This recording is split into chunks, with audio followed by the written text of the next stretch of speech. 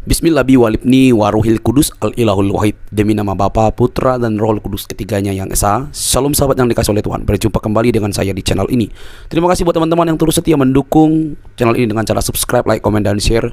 Tuhan memberkati kita. Jikalau saudara, siapapun kamu, Islam, Kristen, atau yang ateis, jikalau Anda ingin cerdas, maka Anda harus terbuka dengan ilmu pengetahuan. Anda tidak boleh dibungkam atau dihalang-halangi untuk menjadi cerdas di zaman yang begitu canggih ini. Kali ini teman-teman, kita akan melihat bagaimana seorang ustadz yang gemar sekali membahas, bahkan menafsirkan Alkitab seenaknya sendiri, semaunya sendiri, seliarnya sendiri, tetapi terbungkam dengan tersendirinya, dengan fakta-fakta bahwa dia harus tunduk dan malu karena dia sudah kalah dalam debat ini. Mari kita lihat teman-teman, dan semoga Anda yang melihat ini semakin cerdas dan tahu untuk memahami keyakinan teman-teman, karena di sini syarat dengan data dari literatur yang sangat bertanggung jawab. Ini dia video.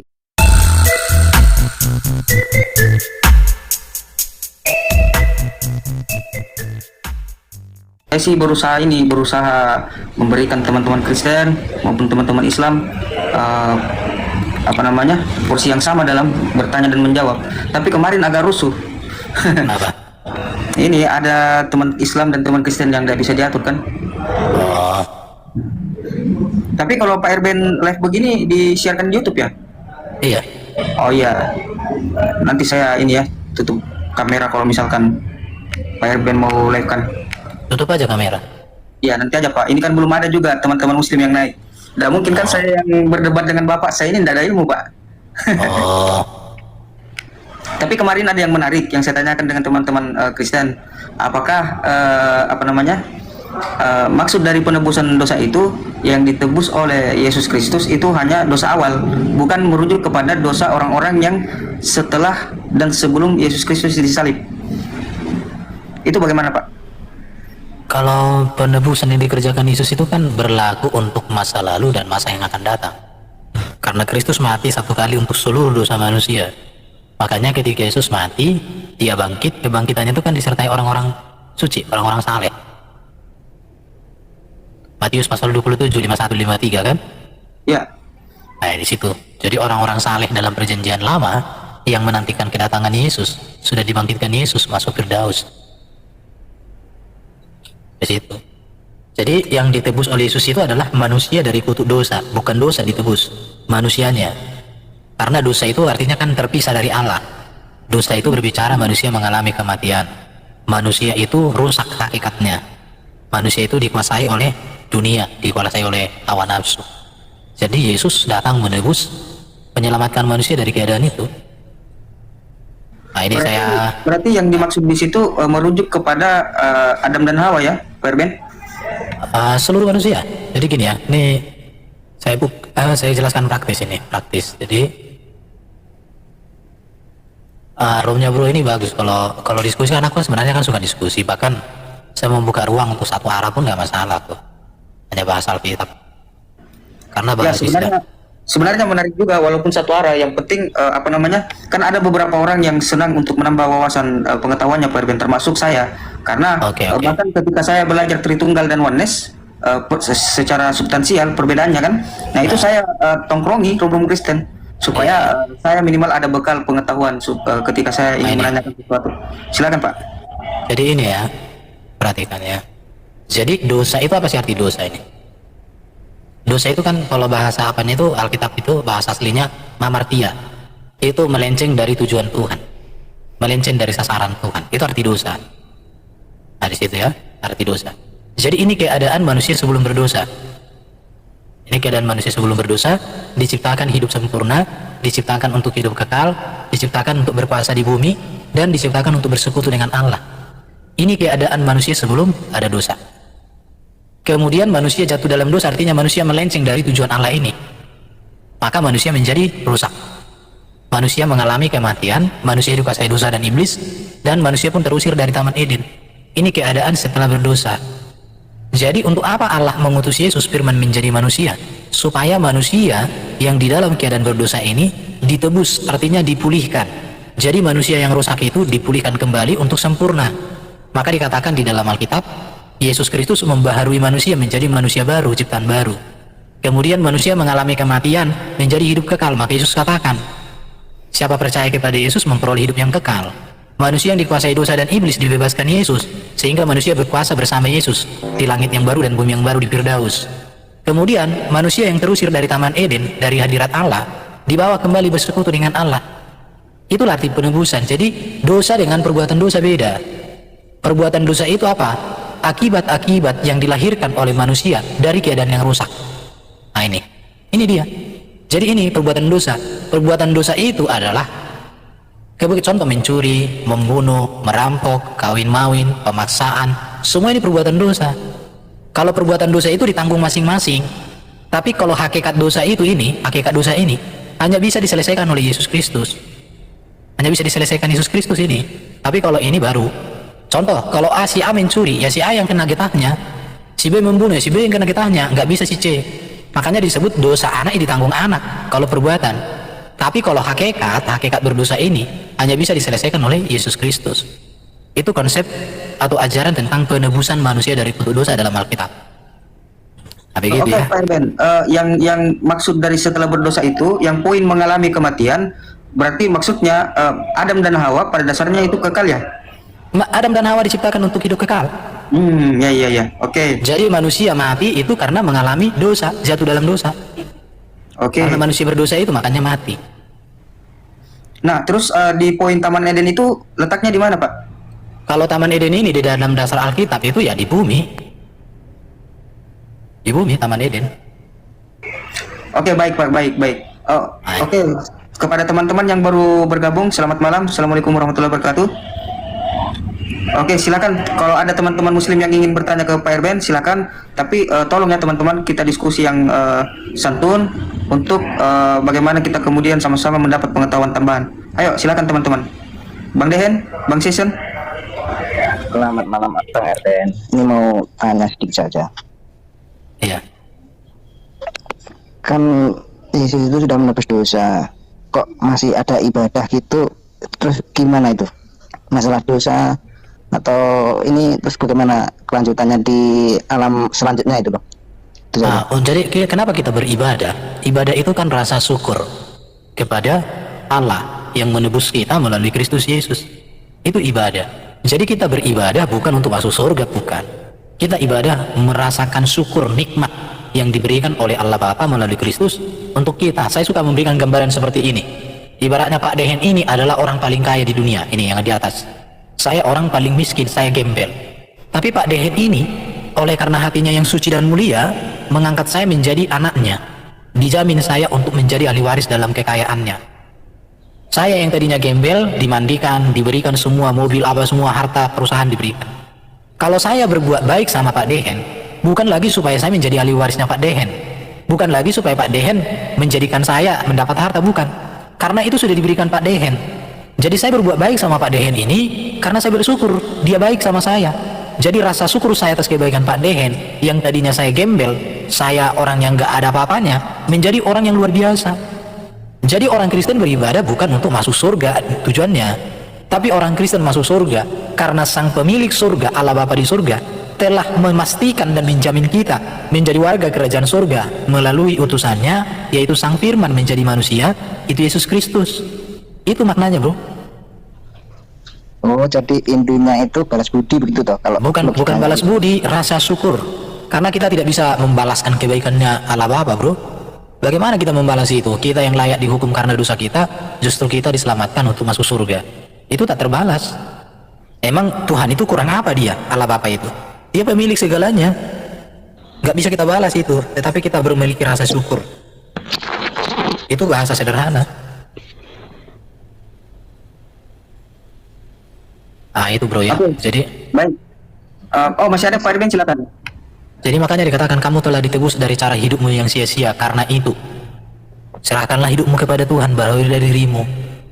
Kan ada ayat-ayat seperti itu bro di dalam Alkitab. Oke, silakan kalau yang bertanya. Oke, Bang Dehen standby. Bang Dehen. Iya, standby bro. Ya, selamat malam Ya, bro. Dan Pak Irben, salam. Semuanya selamat malam. Ya, lanjut bro. Saya nyimak dulu. Oh, Bang Dehen ini dari mana? Kristen atau Muslim? Saya dari Kristen bro. Oke, siap Bang Dehen. Lanjut. Mungkin Bang Isan ada yang mau ditambahkan?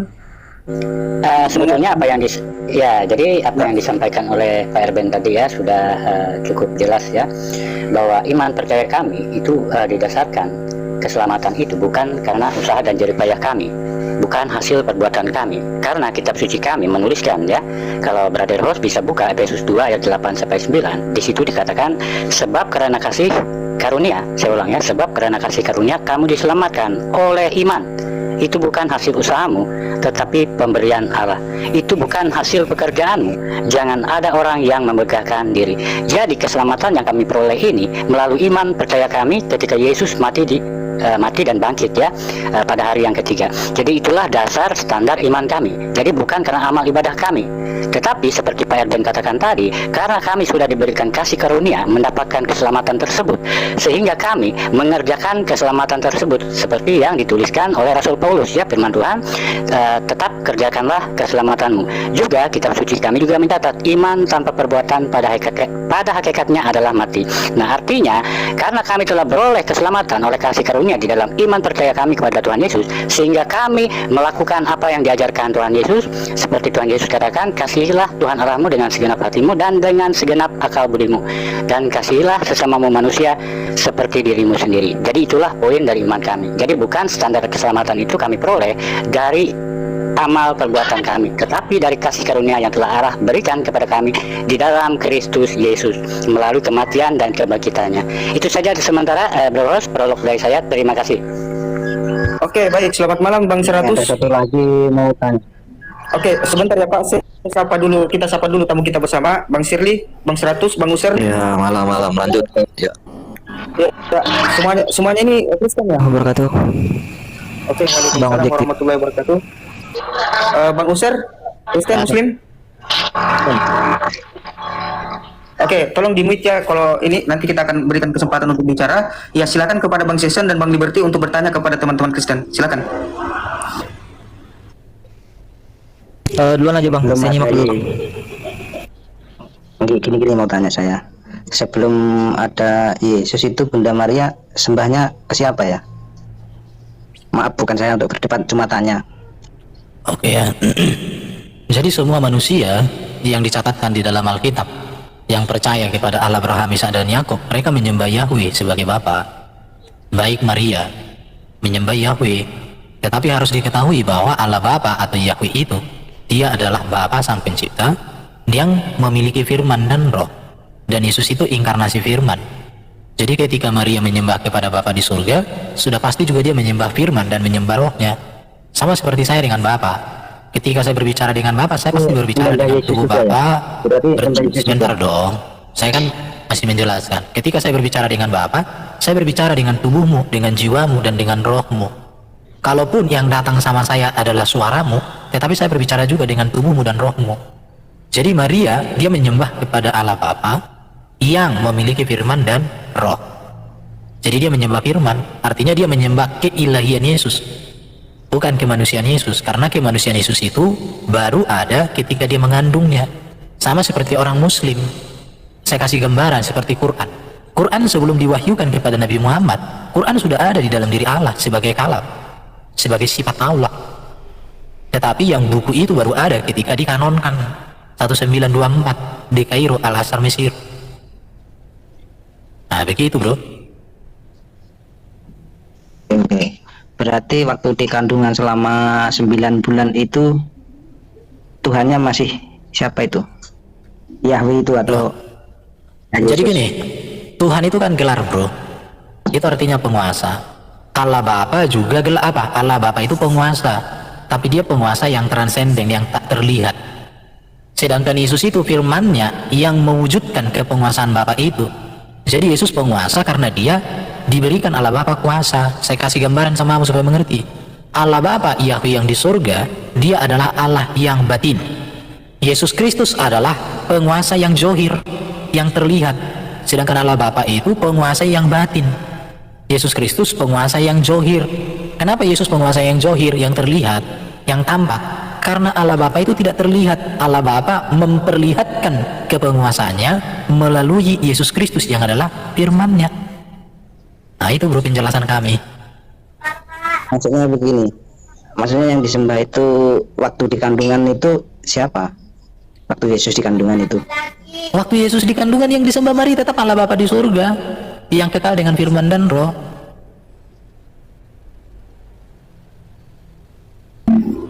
Oke, baik, kita beralih ke Bang Liberty. Untuk sementara kita simpan dulu ya Bang Session. Pertanyaan terima selanjutnya kasih. kita Ya, ini sembang. ya. Nah, Bang Liberty, ada yang mau disampaikan atau mau ditanyakan? Menganggap boleh terkait apa yang disampaikan. Silakan. Suara host putus-putus, bro. Oke, udah bagus. Oke, Erben, aku Silakan Liberty. Bang Liberty, silakan. Oke. Pak Erben, Iya, bro. iya. Apakah di agama Kristen itu Tuhannya Maha Esa? Kalau berbicara Tuhan dalam pengertian kepenguasaan, ya kepenguasaan itu harus esa. Oke. Apakah Kristen itu agama monoteisme? Percaya kepada Allah yang esa, Kristen iya. Kalau orang Kristen Allahnya 3, aku tinggalkan. Kalau Allah Ya. yang disembah orang Kristen itu 3, aku sobek-sobek Alkitab. Biar tahu kalian. Saya udah Oke. belajar, orang Kristen itu menyembah Allah yang esa, Bapa di surga. Tetapi yang harus dipahami, bagaimana Allah yang esa ini memperkenalkan dirinya. Oke, oke. Dia memperkenalkan dirinya sebagai Bapa. Di mana dia memperkenalkan diri sebagai Bapa? Saat Yesus dibaptis. Tetapi dia juga memperkenalkan dirinya melalui firman-Nya yang mengambil rupa manusia, yaitu Yesus Kristus. Oke. Dan dia juga memperkenalkan dirinya melalui Roh-Nya yang kudus, yang diutus menyertai kita, sama seperti kamu, bro. Kamu satu. Tetapi kamu mewahyukan dirimu melalui apa? Melalui suaramu yang sampai di telinga saya, melalui kehidupanmu yang bisa aku lihat. Oke. Tapi kamu satu, kamu punya tubuh satu, kamu punya jiwa satu, kamu punya roh satu. Tapi bukan berarti kamu 3. Jadi tubuh, jiwa, dan rohmu itu 3 realita yang berbeda di dalam satu manusia, Liberty. Jadi Allah kami itu juga satu.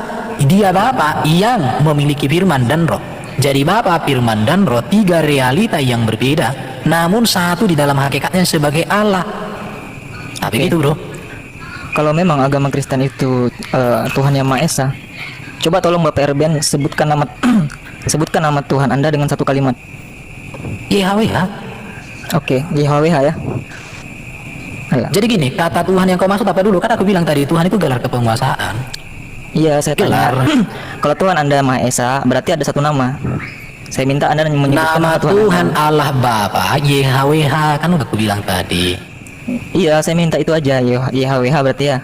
Berarti berarti bukan Yesus berarti Tuhannya. Yesus itu inkarnasi firman Allah Yahweh. Berarti Yesus juga itu termasuk YHWH berarti. Makanya Yesus itu memiliki 2 kodrat, kodrat ilahi dan kodrat manusia seperti Quran. Quran Iya, itu ya. juga 2 kodrat, dengar dulu dong. Gimana saya kata? jangan bawa Al-Quran. sebentar, Saya nggak setuju sebentar. kalau Anda bawa Al-Quran. Ya saya kasih analogi aja. Quran Nggak bisa, itu ada, nggak bisa. Dia bentuk Nggak bisa, beda, bukunya beda. itu buatan pabrik, tapi kalamnya atau kalimah-kalimahnya itu dari Allah, itu sifat Allah. Begini Pak Erben, kalau Jadi Anda di dalam bertanya, kalau Anda bertanya ke Islam, sebutkan nama Tuhan Anda. Islam kan agamanya monoteisme ya. Tuhannya Maha Esa. Sebutkan nama Tuhan Anda dengan satu kalimat. Saya akan jawab Allah Subhanahu Wa Taala. Tidak ada yang lain, tidak ada nama lain, tidak ada pribadi lain. Kalau saya bertanya kepada Anda orang Kristen, Anda mengaku bahwa agama Anda adalah agama monoteisme, ya kan? Sekarang agama saya tanya, bro, nama Allah Subhanahu Wa Taala itu nama yang kekal nggak? ya kekal dong. Oke, sekarang tunjukkan saya literatur. Oke, tunjukkan saya literatur ada nama Allah Subhanahu Wa Taala sebelum abad ke-6 Masehi. Silakan. Kalau Anda mendata, berikan saya waktu 1 jam, saya akan kembali dengan banyak data. Oke, Tapi kalau saya berikan kamu waktu seumur hidup. Tunjukkan literaturmu Kalau yang Anda membuktikan, bentar dulu, bahwa Allah Subhanahu Wa Taala sebagai nama ada di dalam literatur sebelum Nabi Muhammad. Silakan. Kalau Anda bertanya kepada Islam, sebutkan nama Tuhan Anda, semua orang Islam akan menjawab Allah Subhanahu Wa Taala. Tapi kalau kami orang Islam bertanya kepada kalian, sebutkan nama Tuhan Anda menjawab ada Allah, YHWH, Ya udah. ada Yesus. Oke. Sekarang saya bertanya, kalau Anda Tuhan Anda satu, sebutkan dengan satu kalimat saja. Jangan Anda tambahin lagi Allah, YHWH. Oke. Ada Yesus sebagai inkarnasi. Sekarang tugas bro, cari data literatur, manuskrip atau papirus apapun di mana ada kata Allah Subhanahu wa taala di zaman sebelum Muhammad menjadi nabi. Allah Subhanahu wa taala ya. Silakan bro. Sebelum diutusnya Nabi Muhammad. Datanya dong. Ya kalau hanya ngomongan bro nggak bisa ku terima. Kalau ada datanya silakan. Allah Subhanahu wa taala ya. Jangan pakai al-ilah, jangan pakai Allah, tapi Allah Subhanahu wa taala. Begini bro. Silakan bro, silakan. Begini bro, kita kan Jangan- diskusi jangan- antara iya. Islam dan kekristenan. Iya, tapi kalau diskusi kan ada data, bro. Kalau Anda tanya sebelum Islam datang atau sebelum Nabi Muhammad datang, sebutkan di mana manuskrip atau bagaimana. Islam datang ketika ada Nabi Muhammad, ketika Al-Qur'an. Ya udah berarti disebutkan nama semua. Allah, berarti nama Allah Subhanahu wa taala itu tidak kekal. Di Al-Qur'an kekal dijelaskan dengan Loh. jelas dalam Al-Qur'an. Kalau kekal bro, berarti sejak penciptaan. Sekarang saya tanya, literatur mana yang ada di abad pertama, abad kedua, atau abad mungkin 1500 tahun sebelum Masehi ada nama Allah Subhanahu wa taala? Ini berdiskusi tentang Islam. Anda bertanya tentang keislaman. Iya, kasih datanya, bilang kalau gini aja, gini. Kalau bilang, Yahweh bro. sejak kapan Yahweh menjadi nama Tuhannya, nama sembahannya orang Kristen? Sejak kapan? Oke. Kata YHWH itu ditemukan dalam teks yang ditulis oleh Musa di dalam kitab Taurat. Kitab Taurat itu ditulis 1500 tahun sebelum Masehi. Misalkan ada berargumen. Iya. Gini Pak Erben yang saya hormati, saya Bang bertanya Hanif, pada Bang Hanif. kekristenan. Bang Hanif, di dulu. Bang Hanif. Ya. Simple pertanyaan saya Pak Erben. Noise ya. Ada noise. Iya Iya, noise. Ribut. Nah itu baru enak. saya tidak mau berdebat Pak Erben. Saya kan bertanya Ya, kepada Anda. iya saya nggak berdebat, saya minta datamu aja. Literatur agamamu yang ada di abad pertama Masehi, bukti bahwa nama itu sudah digunakan, dikenal orang, karena kan nama yang kekal toh. Anda buka di dalam Al-Qur'an, itu tertulis banyak di dalam situ Pak Erben. Ya, Quran tahun berapa bro? Loh, sekarang Anda bertanya ke Islam atau ke Kristen? Ya kan saya tanya, kau bilang tadi kan kekal. Kekal artinya tidak ada apa, dia sudah ada. Kan saya minta literatur. Kalau Anda bertanya Saya minta kalau Anda literaturnya bertanya dong. literaturnya jangan merujuk kepada agama sebelumnya. Anda harus bertanya kepada Nabi Adam itu. Ya Manusia udah bilang pertama. aja. Ya udah kau bilang aja, saya nggak bisa jawab. Bukan Nggak bisa jawab itu Adam kan gitu. Enak bukan kepada Nabi Musa atau kepada Nabi Daud, Ya. tapi kepada Nabi Adam. Nah sekarang saya bertanya kepada Anda Bapak Erben, Anda membawakan argumen bahwasanya agama Kristen itu adalah agama monoteisme, ya kan? Dan Anda tadi statement Anda tadi bilang bahwasanya di kekristenan itu Tuhannya Maha Esa. Nah, saya cuma minta Anda menjawab pertanyaan Anda. Tolong sebutkan nama Tuhan Anda dengan satu kalimat. Kan udah aku bilang tadi nama keagungan Allah kami itu YHWH. YHWH, Kamu oke. kok- Oke, Iya. YHWH. Sekarang saya bertanya, Yesus itu siapa? Firman-Nya YHWH yang menjadi manusia. Yohanes 1 ayat 14. Bukan Tuhan. Ya Tuhan. Bilangnya YHWH Tuhannya. Kenapa sekarang Yesus? Kan udah aku bilang sama kau, Tuhan itu gelar. Tuhan, ini, lihat ya. Saya kasih coretan. Perhatikan simak baik-baik. Kalau kau butuh data nanti saya tunjukkan. Mbak, Tapi saya coret-coret aja biar kamu bisa ya, dapat silakan, ilmu. silakan. Oke. Ini ya. Ini saya suka. Kan ada lagi itu Roh Kudus itu siapa lagi itu? Tuhan itu kata Yunaninya Kyrios. Dalam bahasa Inggris Lord, dalam bahasa Melayu Tuhan. Ya. Dalam bahasa Jawa Gusti. Artinya apa? Penguasa. Oke. Penguasa ini sudah digunakan Kristen 1974. Jadi penguasa ini gelar. Dan gelar penguasa ini bisa dipakai kepada Allah. Contoh Gusti Allah. Baru Gusti Yesus. Gusti Prabu. Kenapa menggunakan kata Allah sih, Erben? Kata Allah sudah digunakan orang Kristen sebelum Islam. Yang mana itu? Emang nggak, Kristen yang mana menggunakan nama Allah? Gini.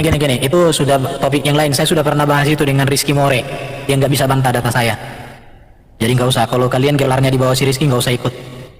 Rizky More itu yang bisa bahasa sidik. Oh ya, saya katakan kepada Anda, Erben, Al-Qibru batrul haq wa ghamtun nas. Oke ya. Lihat ya. Ya. Jadi kata Gusti Allah, orang Kristen sudah menggunakan kata Allah itu Al-Ilah dari padanan kata Aramai Elohim. Itu artinya yang ilahi. Perhatikan ya. Dengarkan ya, bro. Siapa? Apa ini? Liberty. Mic-mu itu ribut, napasmu itu kayak jantungan kau.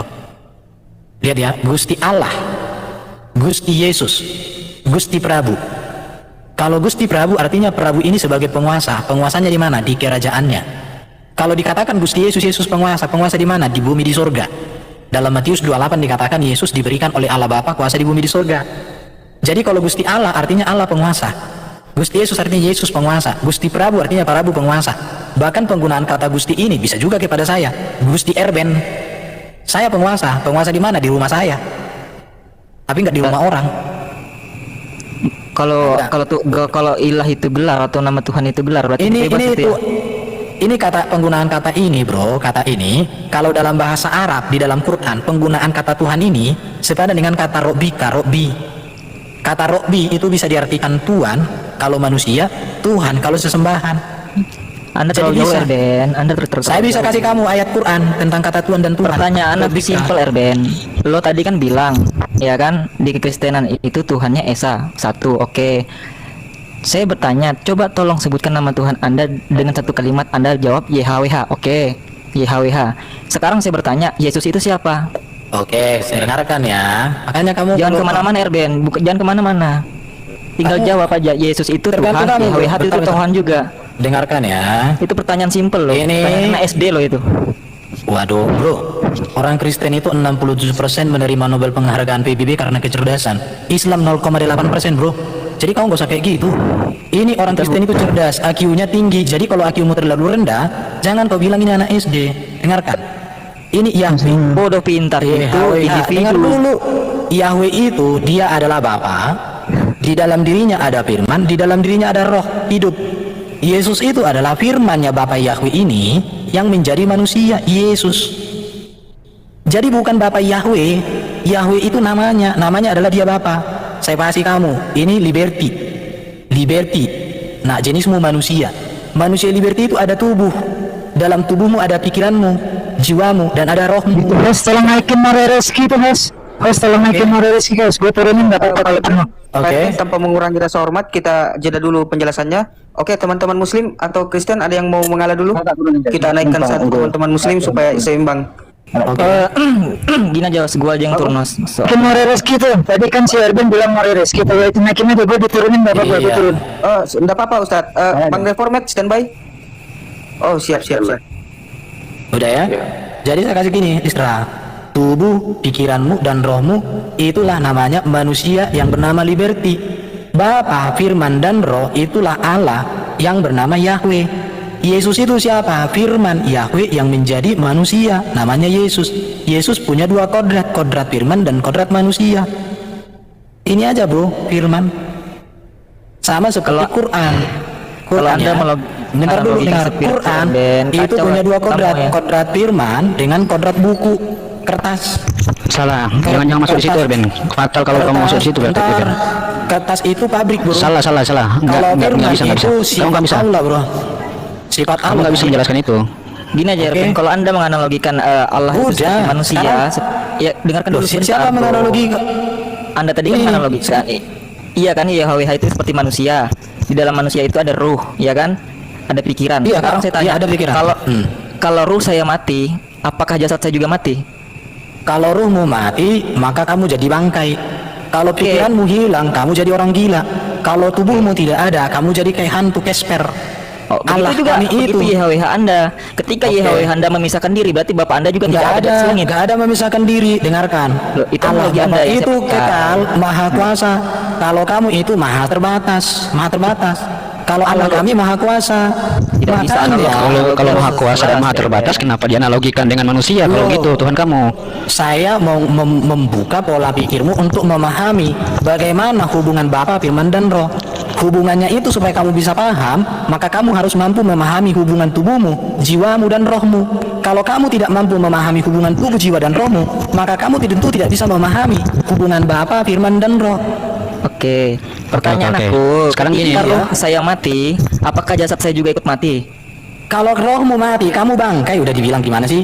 Allah begitu kami juga itu YHWH. kan- Enggak, Allah ini YHWH Anda ketika memfirmankan atau membagi Yesus itu kekal dan bumi, maha berarti kuasa. mati juga itu YHWH di atas langit. enggak itu. bisa, ini Allah Maha Kuasa. Bagaimana? Ini Bapa, Firman dan Roh itu Allah Yahweh yang Maha Kuasa. Oke. Tadi kan buat begini. Kalau kamu tubuh, jiwa dan rohmu namanya manusia, liberty, hak terbatas. Oke. Tadi kan Makanya begini kan, daripada Bang itu, Irben katanya Anda jangan membahas. pakai analogikan itu. Ya, liberty. Tadi Silakan Bang. Oke, sebelumnya teman-teman Muslim harap kondusif ya, supaya Bang Herben bisa mendapatkan poin dari apa yang ditanyakan oleh teman-teman Muslim. Silakan, siapa? Bang Hanif atau Bang Rizky? Silakan. Iya, tadi begini Bang. Tadi kan begini. Afwan ya, Bang Rizky. Ya, begini Bang Rizky. Tadi kan Bang Irben sempat menyinggung nama Allah. Saya protes. Jangan menyinggung nama Allah, karena dia mengatakan bahwa Allah itu diambil dari kata al-ilah dengan mengaitkan dengan bahasa Aramaik dan bahasa Aramaik dari Allah. Nah, kemudian saya protes. Kemudian dia mengatakan bahwa dia sudah pernah membahas itu dengan Bang Rizky, dan Bang Rizky sendiri tidak bisa membantah itu. Nah, sebenarnya saya mau masuk, tapi kan saya menghargai Bang ini Liberty tadi yang masih bertanya. Jadi karena Bang More sudah ada, ya silakan. Iya, ya. Nggak gantian saya yang digedein saya. Saya mau tanya sama Irben satu hal aja terkait soal linguistik dan gramatikal. Boleh digedein mungkin? Suaranya kecil Bang More. Rizky, suaranya kecil Bang Rizky. Bang objektif gua turun aja Gin. Soalnya kalau ada teman yang lain ada data silakan aja naik Gin. Soalnya kalau ada teman yang lain ada data. Oke, enggak apa-apa Bang Ibu ya. Belum ada yang request. Oke. Soalnya Boleh dibesarin host? Nah, saya mau tanya nih sama Irben nih yang katanya ya walaupun umat terjemahan tapi aslinya cuma terjemahan ya, umat terjemahan. Saya mau tanya, kalau kata kamu sepadan dengan kata Elohim, kata Elaha ya. Nah, sejauh lah kita ngomongin yang Elohim aja dulu. Yuk, kita ngomong bahasa sama saya. Konstruk kata dari kata Elohim itu yakni kata Elah plus imbuhan yim, ya, Elah plus yim. Bisa baca kan ya, jadi saya nggak perlu pakai transliterasi ya. Saya anggap udah bisa baca ya Ben.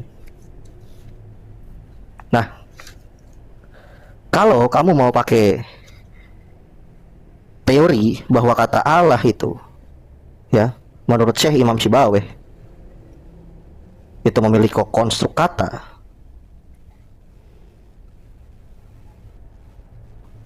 al plus ilah. Nah, yang saya mau tanya gini, Allah ya atau al plus ilah ini ya, itu memiliki konstruk kata al plus ilah, dan ilah di sini adalah apa? Sesembahan. Alnya adalah definite article. Atau dalam istilah bahasa Arab namanya apa? Isim ma'rifat. Nah, yang jadi pertanyaan saya, ketika kamu mempadankan Elohim dengan Allah ini sama, maka saya mau tanya definite artikel dalam kaidah bahasa Ibrani apa? Silakan dijawab. Waktunya 5 detik. Jangan lama-lama.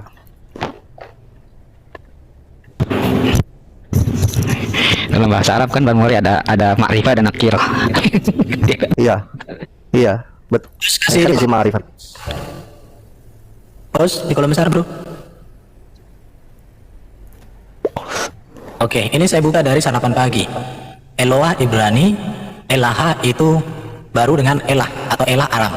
Disepadankan dengan kata Arab Allah. Dari akar kata. Waduh, jangan tertawa.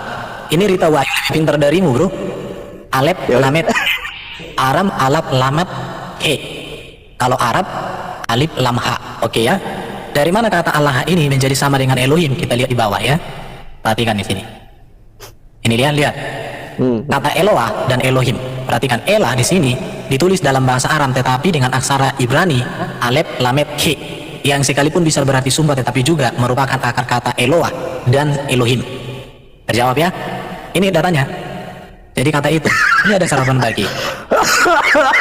Oke ya, sudah terjawab ya. Oke, tukar lagi. Erben ternyata nggak menjawab apa yang saya tanya ya. Definite artikel dari bahasa Ibrani apa, Ben? Definite artikel. Saya kan sudah membuktikan bahwa kata No. itu sepadan dengan kata Elohim. No. Saya nggak tanya itu. Oke. Yang saya tanya. Saya itu tujuan saya di situ. Itu tujuan saya. Jangan tertawa kamu. Berani ngeles lu Erben. Lo, kamu tuh Kebanyakan ngeles kau. Bukan buktikan. Kayak gini, kayak mau alas Sekarang saya. buktikan. Literaturmu mana? Erben, Erben. Waduh. Oh, Oke, Buktikan mana saya- literaturmu ini, yang membuktikan ini. bahwa Elohim tidak Ini, sepadan ini. dengan kata Allah. Coba. Oke, Buktikan. Buktikan. oke, saya buktikan. Oke, bukumu tahun berapa? Sekarang saya catat. Bukumu tahun berapa itu? Nih. Ya udah, bukumu tahun berapa? Jangan tertawa kamu. Aduh, Silakan. cuma youtuber yang cari makan dari YouTube aja, gak pernah sekolah Host, teologi. saya pikir ini menyerang pribadi, host. Aduh. Host, Lu gak usah baperan Erben. jangan gitu. Kayak perempuan aja lu, Bang. pribadi. Mas bisa nggak Mas? Ini kan waktu saya berbicara, Erben Bukan, kamu jangan gitu biar dong. kayak- Fokus biar aja. kayak gini gitu. Buktikan bahwa Allah itu berbeda dengan Elohim. Silakan. Kamu Itu gaya-gaya intinya. nantangin saya, Buktikan. baru saya tanya definisi dalam bahasa Ibrani apa, kamu langsung nggak bisa jawab. Buktikan bahwa Allah Kamu nggak usah itu teriak-teriak gitu berbeda loh. dengan Elohim. Bagus, Buktikan. kamu pakai tongkat gitu. Buktikan bahwa Allah itu bukan Elohim. Silakan. Sudah dibuktikan Erben tadi Loh, dari tulisannya di mana Bang ada Reski itu. buktinya? Tunggu. Ini saya buka sarapan pagi, minta wahyu buktinya. Waduh. Iya kan, kamu sudah menjawab nggak yang ditanyakan oleh Reski? Ini. Berarti kamu nggak Kalau ngerti. gini, Ini, saya gini. buktikan ya. Kalau Allah ya dibawakan perkataan Imam Sibawai, ya kan? Oke, lihat ini ya. Terus tunjukkan dong. Bentar. Kamu kan nggak ngerti.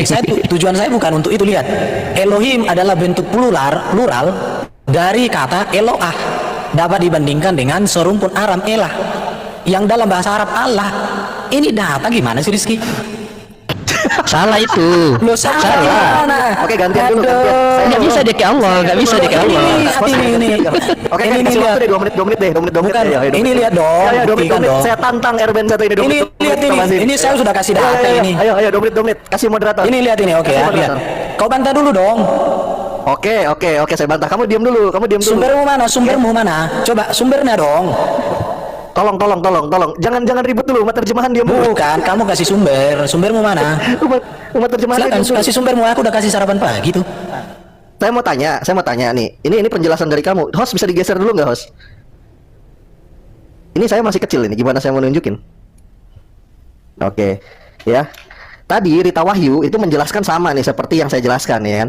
Elohim konstruknya yakni kata elah plus yim ya. Nah, tadi kamu bilang Elohim itu jamak maskulin. Betul. Kenapa bisa jadi jamak maskulin? Karena ada kata yim. Ayo buka lagi datanya, kamu jangan ngibul.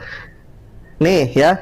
Yang dibikin dia jadi jamak maskulin Elohim itu karena ada yim ini gitu. Tugasmu kan, Jadi bro. plural. Buktikan bahwa kata Elohim kita lagi itu ngomongin tidak linguistik, Ben. Kita lagi ngomongin linguistik, Ben. Kita nggak Buktikan lagi ngomongin bahwa logika. Kita kata berbicara Elohim seperti saya rasa. itu tidak sama dengan kata Allah dalam bahasa Arab. Nggak pernah sekolah gitu loh. Karena kenapa? No. 3M yang nggak jelas. Buktikan meter bahwa yang nggak kata jelas. Elohim Kalkulasi. itu Dan yang kamu tidak pakai sama adalah dengan bahasa kata Arab. Allah. Gitu kan? Yang dalam dunia Mulai kamu, datamu mana? Baik, saya ambil masih berkatut kepada data. Ini data. Ini data. Ini sampaikan Host, data dalam dunia akademik. Gini host ya. Kamu hanya berpijak ada karya orang. Itu namanya ada masalah. belum. Kalau Nggak kamu bisa. pernah kuliah, ya. Kalau kamu pernah kuliah dan kamu pernah bikin skripsi, ya, ketika kamu tidak punya penalaran sendiri, hanya menyimpulkan dari karya orang. Itu namanya argumentum et populum. Dan itu adalah bagian dari 24 logical fallacy karya Buktikan Marx. bahwa kata Elohim tidak sepadan dengan kata Allah. Buktikan. Kalau boleh tolong untuk Pak Eben, tolong kita selesaikan dulu waktu. Begini bro host. Oke, Saya siap. orangnya gampang bro. Buktikan aja Rizky bahwa kata Elohim itu tidak sepadan dengan kata Allah. Itu aja. Oke, baik Pak Eben. Jadi begini ya. Silakan tunjukkan datamu. Siapa yang mengatakan bahwa Elohim tidak sepadan dengan kata Allah? Itu aja. Selesai. Gitu bro, gini aja deh, gini aja. Ben, mau nggak kita debatnya di Rumi Superboy?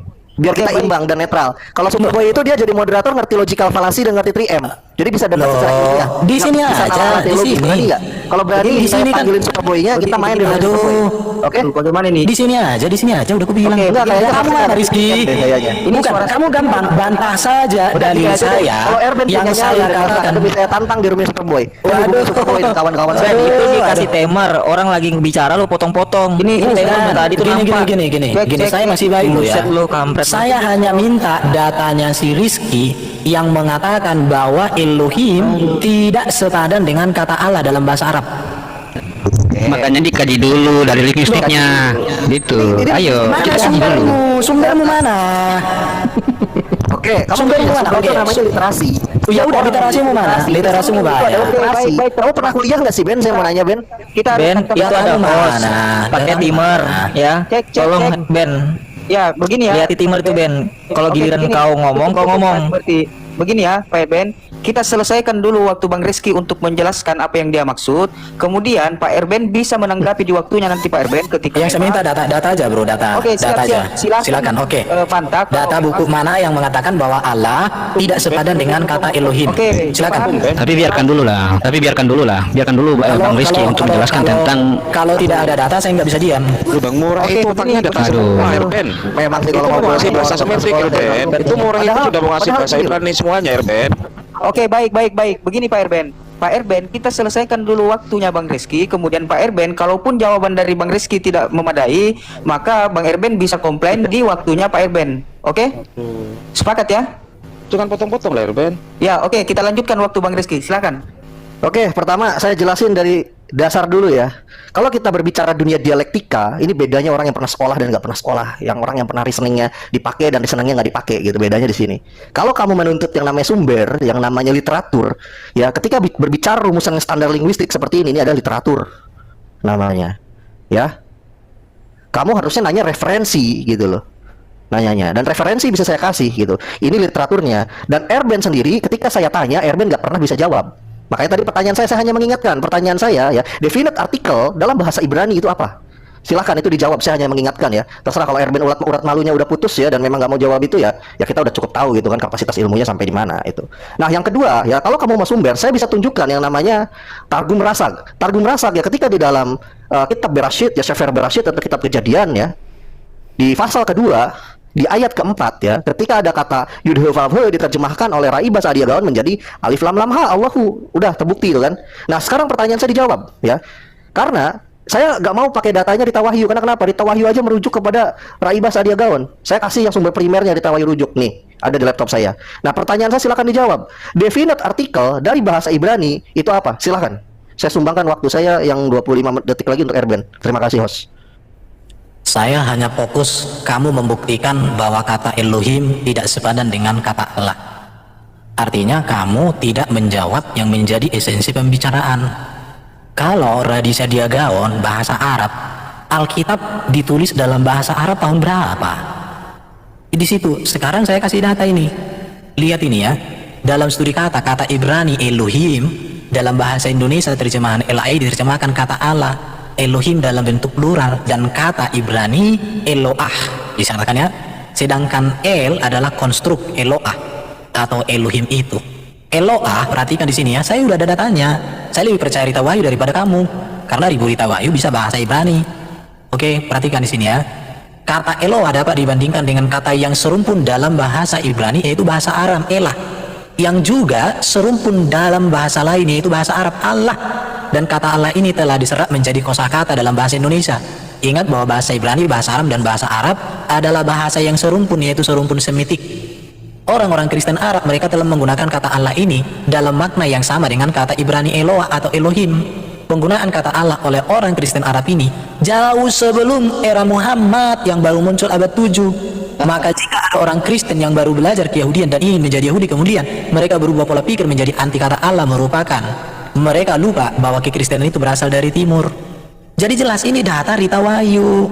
Jadi gini aja bro Rizky ya, kamu perjuangkan dulu bukti bahwa kata Allah ini bukanlah tidak ada hubungan dengan kata Elohim. Kalau kamu bisa buktikan baru mantap. Tapi kalau kamu nggak bisa buktikan bro, mohon maaf. Karena yang saya bicarakan kata Allah dengan kata Elohim adalah kata yang maknanya sama, bersumber dari rumpun Semitik. Oke ya, silakan. Boleh host digeser ke layar saya host. Nah ya, ini saya kasih ke leksikologi. Oke, tahun berapa itu? Ya. Tahun berapa? Bukunya buka. Silakan bro. Kalau host waktu saya diulang lagi host, karena ya karena si Erben buka dulu. Ya. Host minta bukunya dibuka, tahun berapa diterbitkan, tahun berapa ditulis, siapa penulisnya. Silakan. Timernya 2 menit. Ditambah hostnya nggak apa-apa, ditambah waktunya. Silakan. Emang susah ya kalau ngobrol sama orang nggak sekolah kayak gini ya. Suka potong-potong. Sabar Ben. Ada lo nggak bisa baca huruf bro. Oke. Bentar, pertama yang saya ingin jelaskan ya, kenapa saya sebagai orang yang berkompeten di bidang bahasa mengatakan untuk kita mencari definisi dalam kaidah bahasa itu menggunakan leksikografi atau karya leksikografi ya. Dan ketika ada orang yang mengatakan bahwa leksikografi itu tahun berapa itu adalah sebuah kekonyolan. Kenapa nih? Saya kasih ya penjelasannya. Wait.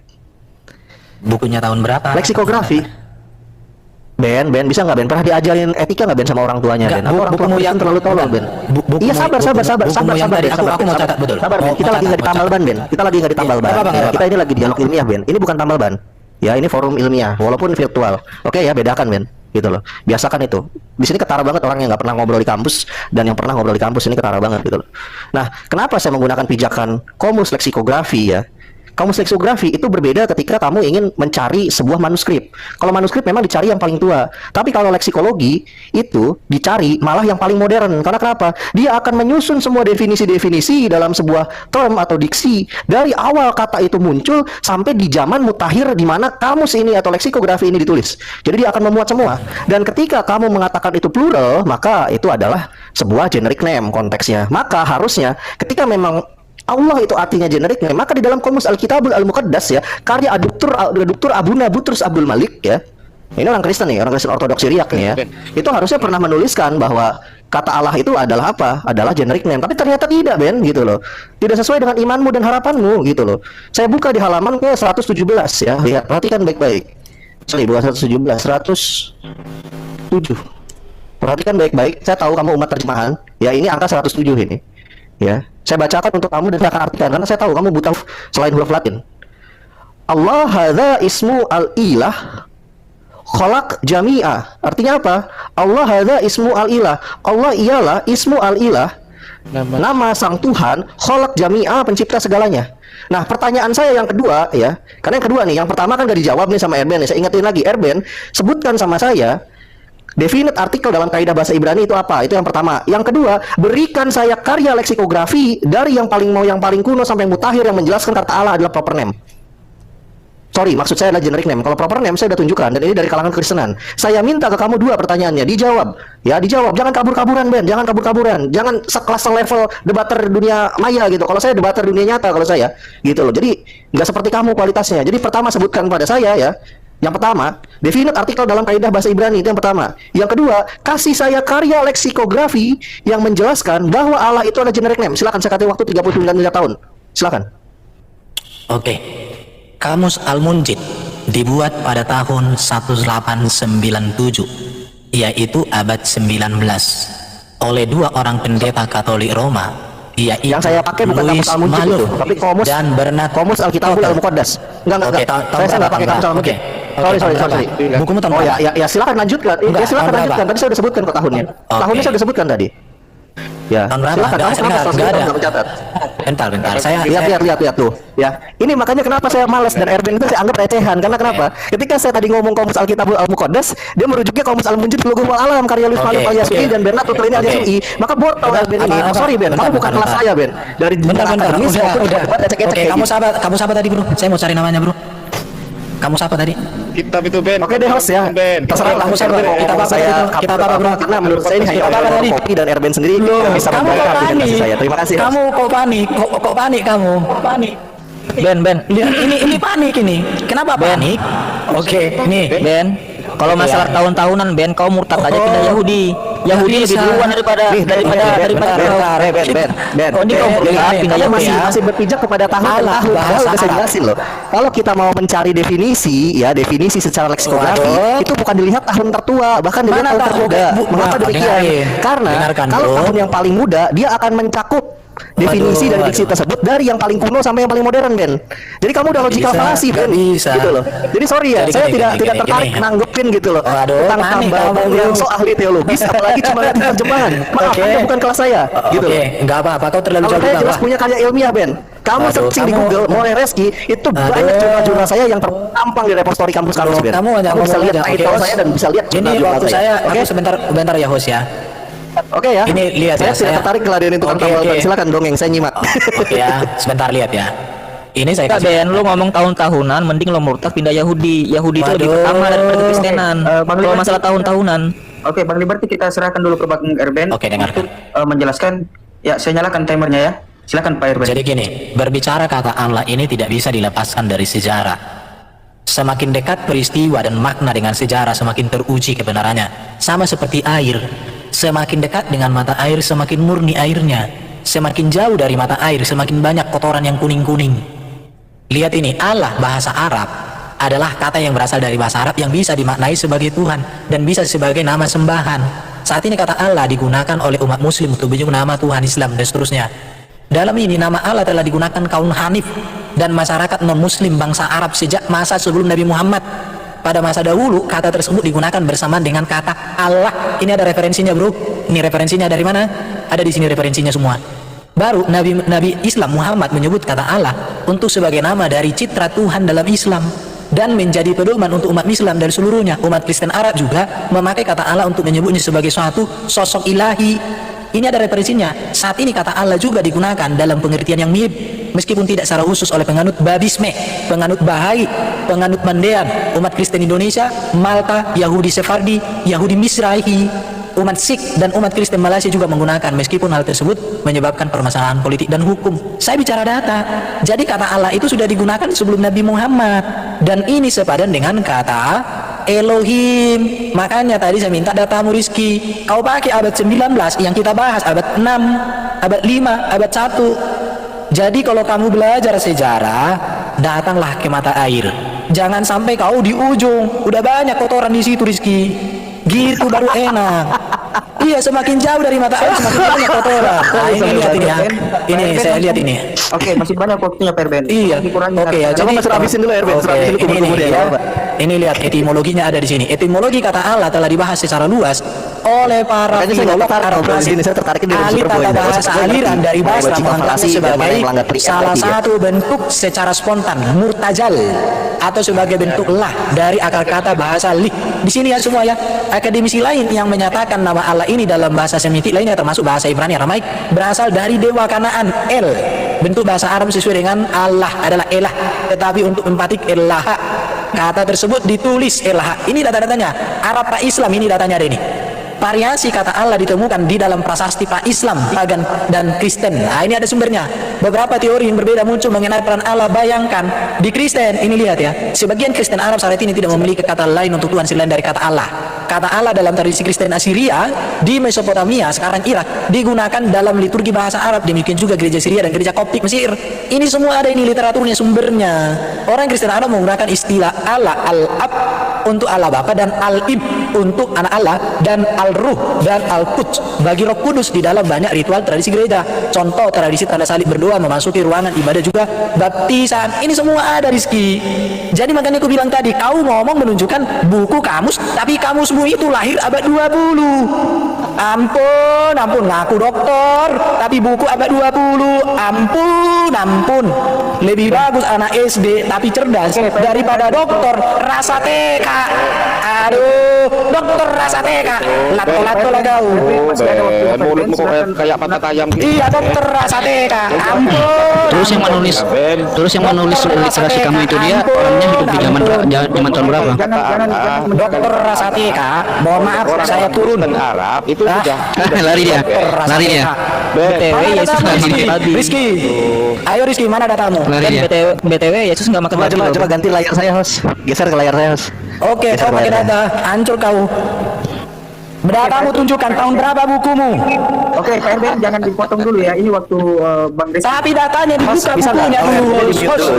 Host, gini host, buka dulu bukunya, penerbitnya siapa, penulisnya siapa, tahun berapa, itu butuh. Kobdas Ben, kita Ampun. Oke, sudah Pak Erben ya. Kita Literasi yang kamu tunjukkan tadi Ben, siapa yang nulis Ben? Berita Rawayu. Ya hidup di tahun berapa ya?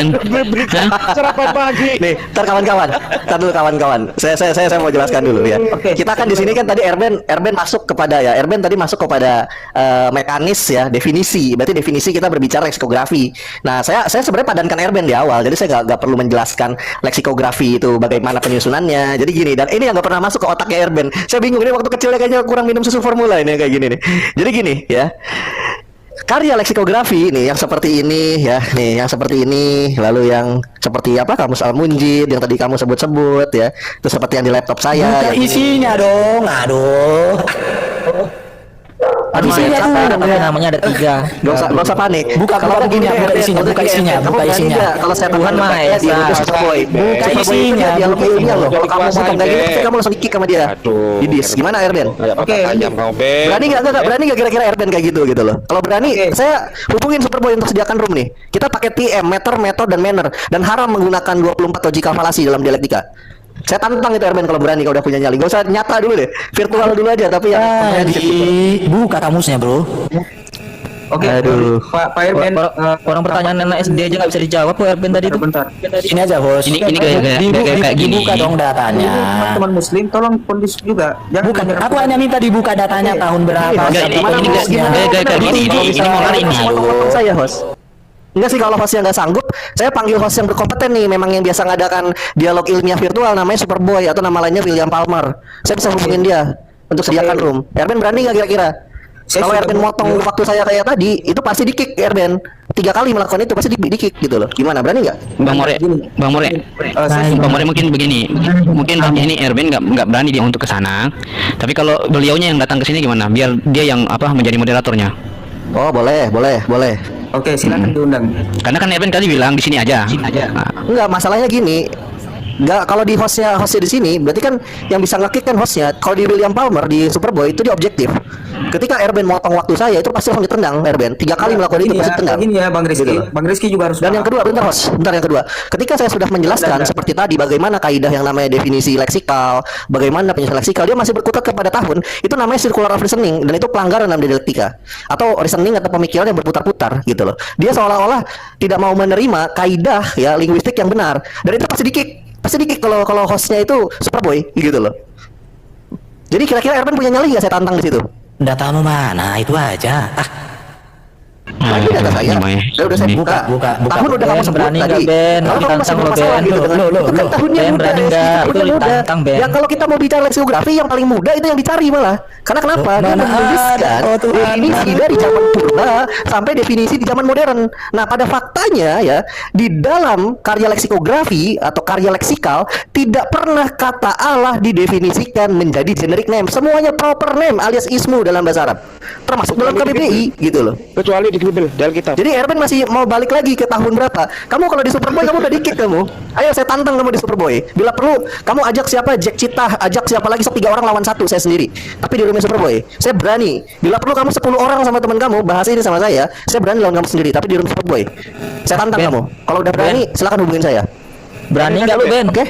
Oke, Ben. 400 orang lo nonton nih, Ben. Malu-maluin Berani aja, nggak? Ben. Saya udah WA nih, kalau Burita untuk dia on buka room. Kalau Burita Wayuni itu hidup di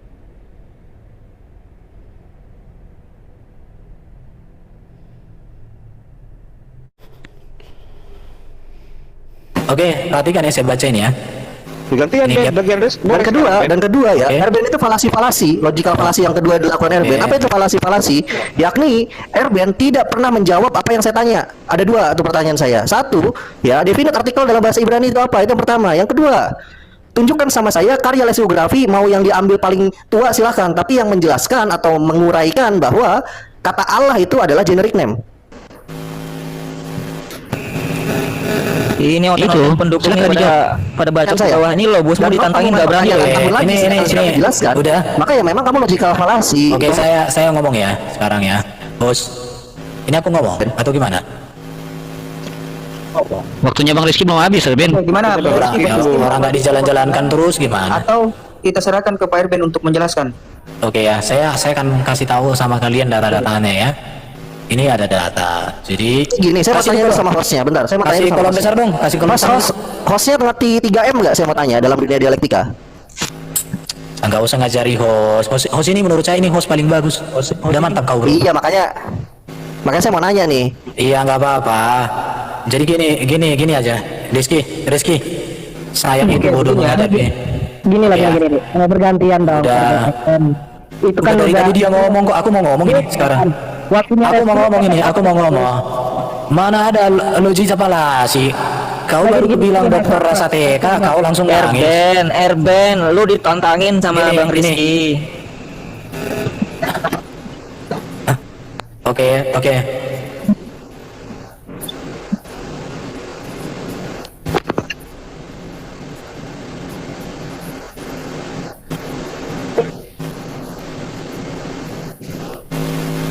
Kan tadi saya Erben lu ditantang Ben, ya ilah Ben, malu-maluin aja lu Ben. Oke, saya ngomong sekarang ya. Oke bro, host kasihlah aku di kolom besar biar aku bacakan dulu data-dataku ini. Nanti gue nggak sepakat kalau kayak gitu. Kan gantian si Rizky kan waktunya belum selesai loh. Udah habis itu. Ya udah lanjut. Ya udah, dengerin ya. Gini juga, host, bentar host, jangan dulu dimulai host. Host. Begini, aduh, host kamu udah bagus bro. Kamu udah bagus host, udah bagus. Hostnya udah bagus kok, hostnya. Erben ini nggak menjawab sebenarnya pertanyaan tadi. Definite artikel itu dalam bahasa Ibrani itu apa sebenarnya? Itu kasih kita ini. Kasih kita edukasi. Coba. Bahasa Roma, bahasa Yunani. Sampai lu mulai tadi ngebacot tapi ditantangin nggak berani jawab. Oke, saya aja lu tadi Ben. Ini ditantangin tuh. Host turunkan aja yang lain. Biar Bacot lu aja yang gede. Ditantangin nggak berani. Malu loh. Kalian turun dulu ya. Ini kayak mana nih? Makanya saya tadi menawarkan untuk Bang Rizky mau tidak dihabiskan waktunya. Nah ini tidak ada respon. Giliran saya kasih Pak Erben protes. Ini bagaimana nih?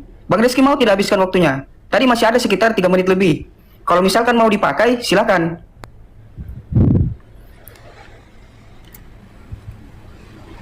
Enggak, ini hostnya kayaknya nggak ngerti 3M nih sama logika falasi. Saya hubungin William Palmer aja. Rizky, kau merasa objektif atau tidak? Ketika teman-teman Muslim ikut nimbrung, kenapa kau tidak protes? Hah? Kenapa kau tidak protes? Maaf Bang Objektif, maksudnya Bang Rizky kayak gini Bang Objektif. Masalahnya begini. Kenapa kau tidak protes ketika teman-teman Muslim ikut nimbrung? Kau objektif juga lah. Gini Bang Objektif, maksudnya Bang Rizky. Pengetahuan di sini. Maksudnya Bang Rizky. Beda-beda pengetahuannya. Kau diam dulu. Maksudnya gini lah Mas. Ini aku jelasin lah. Lu mempunyai kuasa di sini. Ini lu. Jadi apapun keputusan lu itu menurut kami semua itu tepat gitu. Maksudnya gini, lu iya, justru saya ingin menggunakan adab saya, tapi suara saya ketimbun. Iya. Maksudnya gini, biar mereka ini nggak rebutan gitu, Host. Si Rizky berbicara, RBN ini lu mute gitu, lu bisukan. Nanti sebaliknya kayak gitu. Biar kondusif loh. Saya sudah mute. Nah sekarang saya tawarkan kepada Bang Rizky mau tidak bisa panggilin Superboy gak? Suruh buka room gak? Gue mau nantang Oten blow on satu nih namanya Erben di roomnya Superboy. Oke, itu pakai logical falasi seperti gitu loh gak? Sebenarnya gini loh. Sini gak kondusif, hostnya gak ngerti. Mana hostnya udah bagus tuh hostnya. Udah bagus hostnya.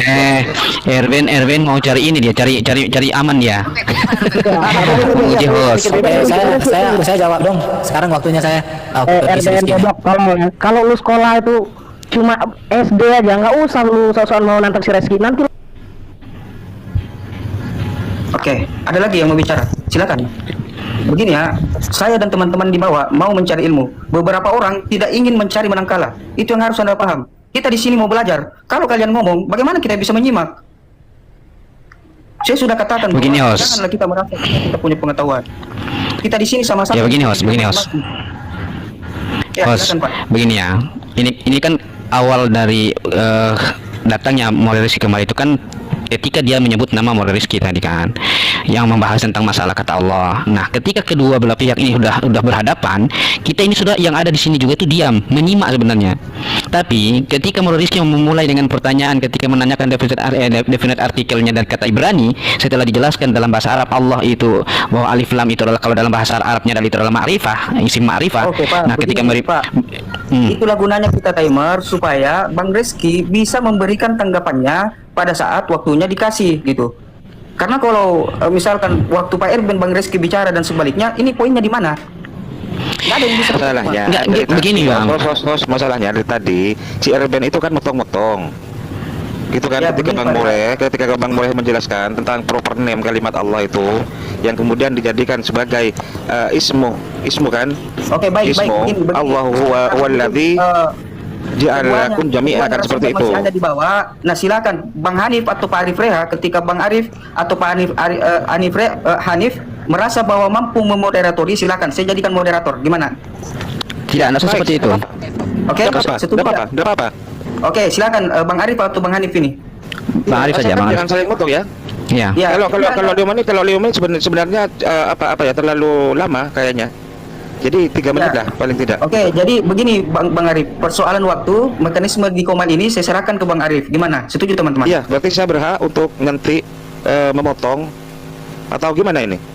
Ya, semua hak. Saya cuma timer di sini ya. Host Kayak gini Bang Arif, tadi kan Bang Rizky tadi kan meminta alangkah baiknya moderator itu mengetahui beberapa syarat ya di dalam perdebatan, ada syarat-syarat yang dipenuhi. Apabila syarat-syarat itu dilanggar, maka si pendebat yang melanggar akan di-kick atau dikenakan pelanggaran gitu.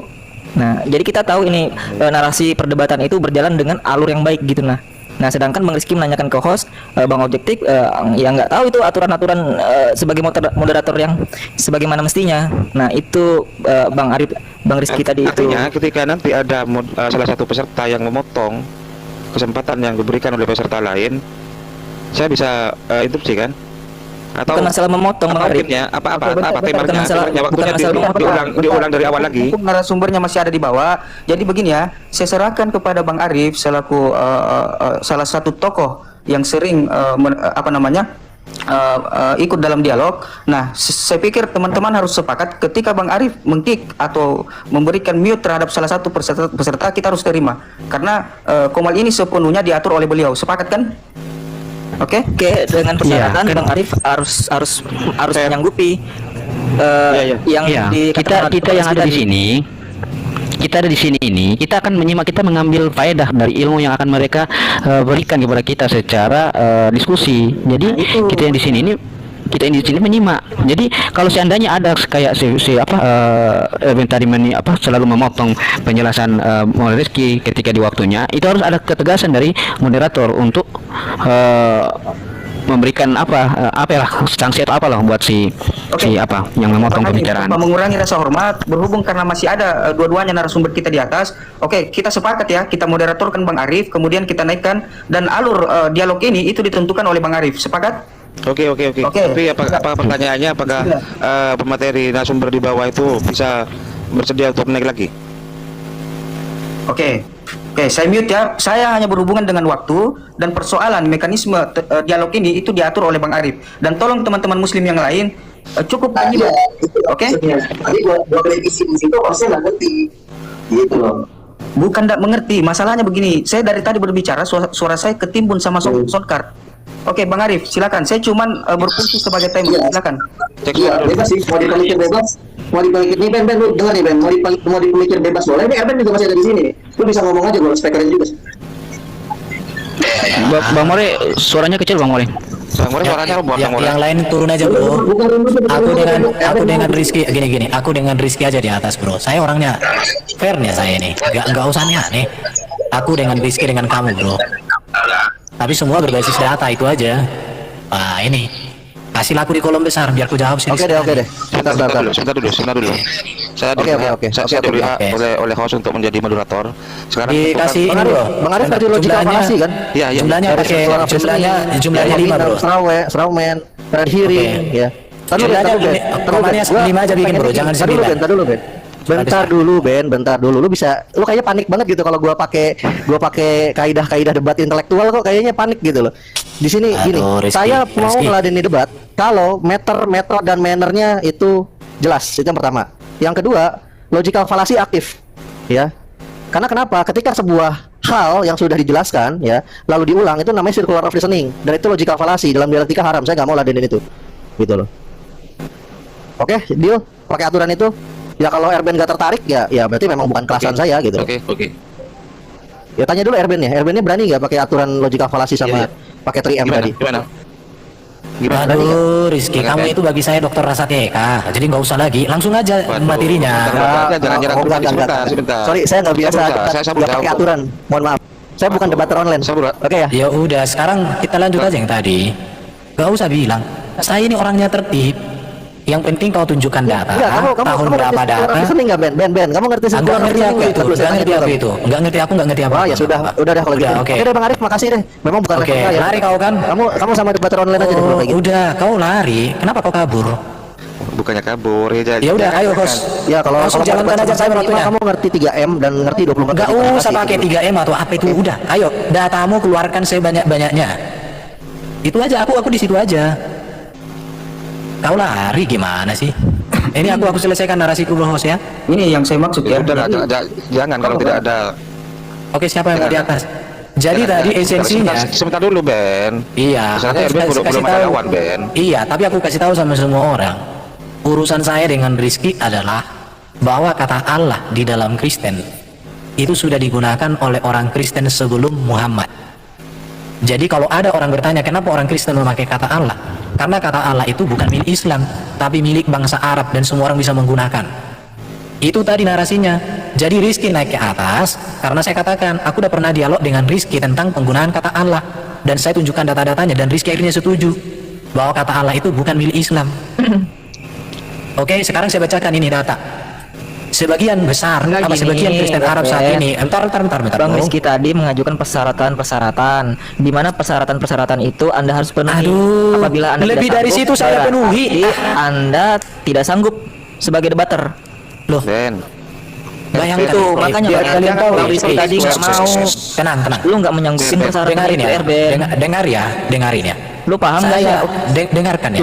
Saya membuka ruang Muslim bertanya, hanya satu arah pun saya siap. Hal itu tidak pernah dilakukan oleh Muslim. Siap apanya? Bahkan dengarkan, terpojok, dengar dulu. Kemudian orang-orang Muslim itu dik-dik, jangankan orang Ya Muslim. Diki, kenapa? Kalau Saya modal korbannya. Oke, Saya modal- korbannya modal Diki. data. Katanya kan Dengarin. bertanya satu Oke, arah. modal Kita data. bertanya kepada kamu. Oke, Kenapa Diki kita gitu? Makanya saya ulang Dengarin ya. perkataan kamu, Den. Dengarkan ya. Mulutmu kok kayak Woi, apa ayam. Woi, dengarin ya. mulutmu kok kayak apa ayam. Itu dengarkan. yang Loh, dengar dulu. Coba begini. Makanya Ben. Ben, tutup data itu dan kamu coba tuliskan tentang kata tadi yang kamu nukil dari Rita Wahimi. Coba. Kalau Ibraninya alif lamit he, Aram alif lamit he juga. Kalau Arabnya gimana? Coba jelaskan ke saya. Coba. Oke, kau dengarkan aku menjawab ya. Nabi Muhammad nggak bisa baca tulis, kalian percaya? Saya masih bisa. Nggak usah nyerang Nabi saya. Jadi syarat Coba. Ini aku mau baca ini. Gimana? Ada kalian Nggak usah baca itu. melanjutkan? Enggak. Ini saya cuma mau Terima itu kasih, urusan dengan objektif ya. Rizky. Objektif. Kamu host yang bagus ya bro ya. Saya hanya minta sama Rizky tadi tunjukkan data dia dari mana, jangan bibirnya. Kalau hanya bibir nggak bisa sama saya. Coba jelaskan ke saya. Ibrani, kamu kan ini kan kamu minta ditanya satu arah. Ini ya, Coba. Tuan dulu. Aduh, Tuan dulu, Tuhan, orang ini. mengurangi rasa hormat. Kalau misalkan diskusi ini masih mau kita lanjut ya kita buka tema. Karena kan begini, narasumber yang satu tadi kan sudah nggak ada. Nah, kalaupun teman-teman Muslim dan Pak Erben mau melanjutkan, silahkan buka tema baru tanpa menyerang pribadi. Karena yakinlah orang yang menyimak itu tidak selamanya mencari menang kalah. Saya pun begitu, saya mau cari ilmu. Jadi tolonglah. Nah ini ilmu Bang Hos. Ini ilmu buat kita semua ini. Coba jelaskan ke kita Erben ya yang kata Allah itu ya. Kalau dalam dia setara dengan Elohim dari kata Ibrani alif lamit he dan Aram alif lamit he. Kemudian Arabnya apa? Coba. Oke, saya dengarkan baik-baik ya. Ini saya baca sama kalian. Sumbernya ada. Sebagian Kristen Arab saat ini tidak memiliki kata lain untuk Tuhan selain kata Allah. Sumbernya dari mana? Bukan itu yang saya mau. Ini bukunya. Ini bukunya sumbernya ada ya. Oke. Itu maksudnya host. Persyaratannya supaya tadi nggak bisa les. Bentar Itu dulu. persyaratan yang diajukan sama Bang Rizky Kata tadi. Allah dalam tradisi Kristen asli ya. Diam dulu semua. Begini, Nah, ketika Erben ngeles kayak gini langsung di-kick, langsung di-kick kayak Bang gitu. Liberty, saya kasih paham Anda ya Bang Liberty. Menurut Abang, tadi dari siapa tadi narasumber Muslim? Itu ada circular reasoning nggak? Coba objektif. Ada tidak circular reasoning? Kayak gini Bang. Itu Bang Rizky, sebentar Bang Hos. Bang Rizky dari tadi sudah menjelaskan secara gamblang tentang. Aduh, data yang saya minta bibir aja kalian list dari tadi. Itu kan bibirmu itu yang kayak patat ayam. Data yang saya minta. Bibirmu yang kayak patat ayam. Bang Rizky sudah Oke, menjelaskan secara gamblang. lanjut Om Mateus ya, saya izin pergi ya. Bahwa kata Allah nggak ada ilmu. pada posisi yang benar sebagai Oke, lanjut ya, Om Mateus ya. Hei, tunggu dulu. Itu sudah ada kitab. Kalian itu kalau aku butuh datanya. Al-Muqaddas itu sudah tadi. Kita Al-Muqaddas tahun berapa? Al-Muqaddas itu Tahun berapa? Setelah Islam.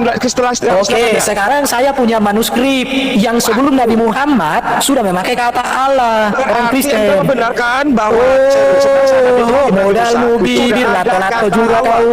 Kamu yang lato, mulutmu itu hei, berarti Bibir kau mulut pantat ayam. ya kan? Layak disaksikan yang seperti ini. Berarti iya.